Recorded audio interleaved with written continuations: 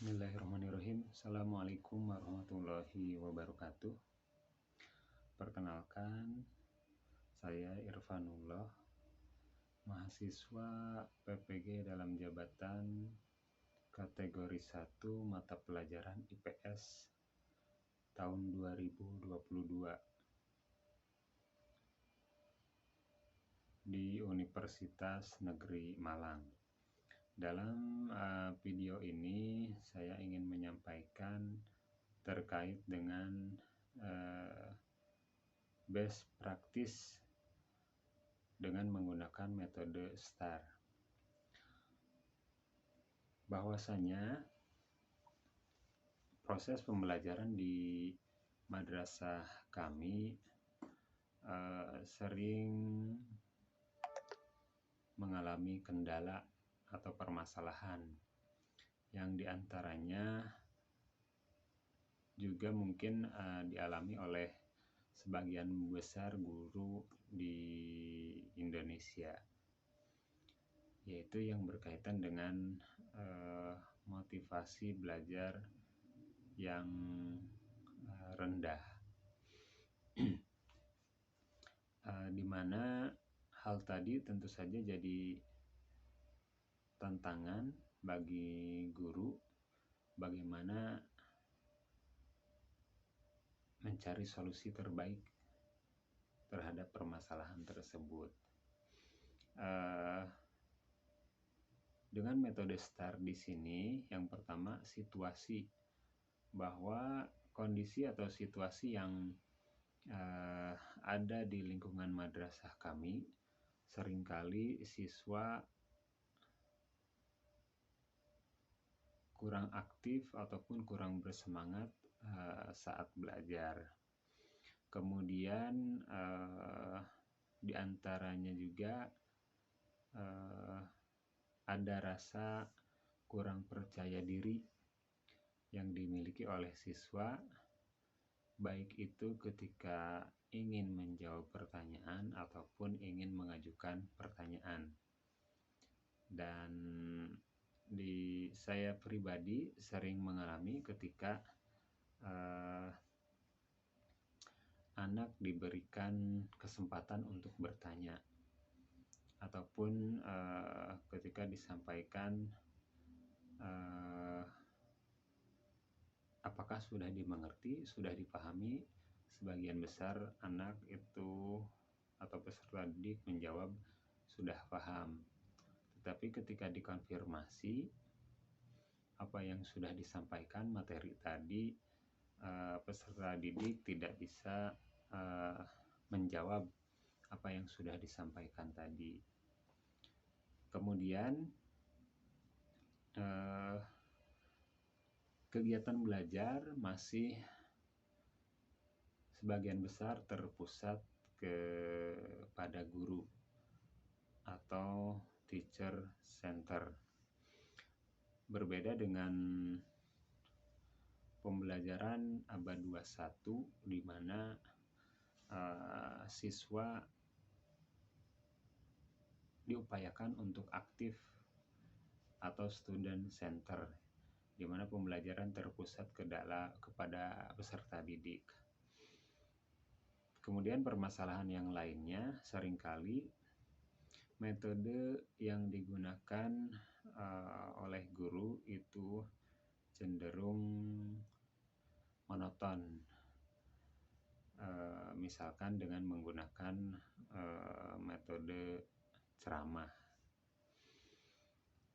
Itu yang berkaitan dengan situasi. Kemudian yang berikutnya tantangan, di mana yang berkaitan dengan tantangan di sini di antaranya kurangnya motivasi, baik itu dari lingkungan rumah, dari orang tua terhadap peserta didik tadi. Apakah itu dalam bentuk perhatian, dalam bentuk motivasi itu sendiri, dan lain sebagainya. Kemudian kurangnya rasa percaya diri yang dipupuk sejak dini. Selain itu, eh,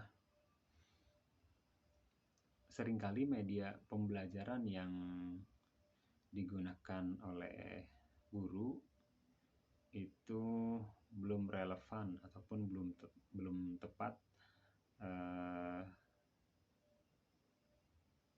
ataupun belum sesuai dengan materi yang diajarkan.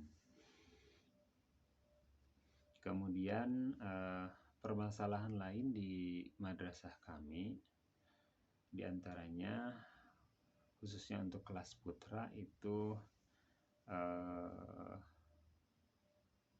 ruangan kelas atau lingkungan kelasnya sebagian diantaranya terlihat kurang nyaman.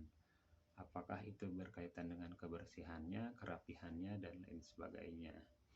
Kemudian langkah berikutnya aksi, di mana aksi ini yaitu langkah-langkah bagaimana mengatasi permasalahan tadi, bagaimana menghadapi tantangan tadi. Di antaranya yang pertama, untuk media belajar, guru bisa menggunakan media pembelajaran yang lebih menarik bagi siswa. Apakah itu dengan menggunakan visualisasi gambar, video, suara, ataupun yang lainnya. Atau seringkali dikenal juga dengan penggunaan media berbasis TPEG. Kemudian yang berikutnya adalah peserta didik yang kurang percaya diri tadi bisa diberikan stimulus, bisa diberikan rangsangan supaya berani untuk berbicara, percaya diri untuk mengemukakan pendapat, dan seterusnya. Apakah itu dengan pemberian reward ataupun yang lainnya. Kemudian yang berikutnya adalah refleksi. Alhamdulillah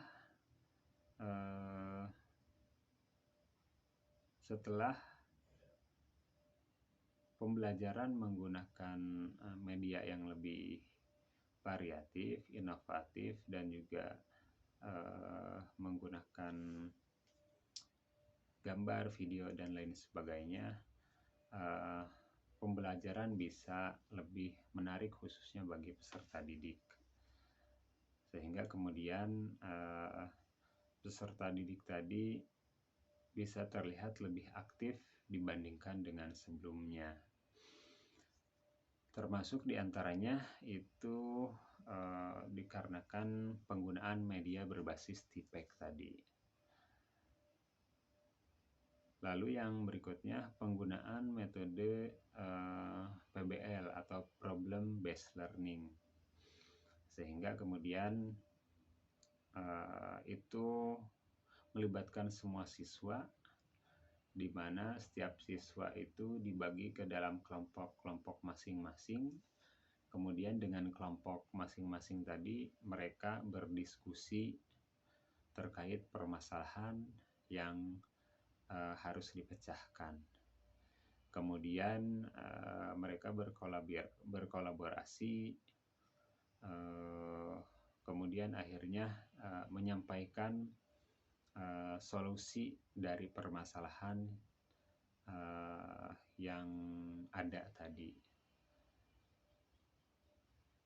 Sehingga setelah itu peserta didik melakukan presentasi di depan kelas, menyampaikan apa yang sudah didiskusikan tadi. Demikian untuk video best practice. Mudah-mudahan bagi rekan-rekan sekalian video ini bisa bermanfaat. Terima kasih. Wassalamualaikum warahmatullahi wabarakatuh.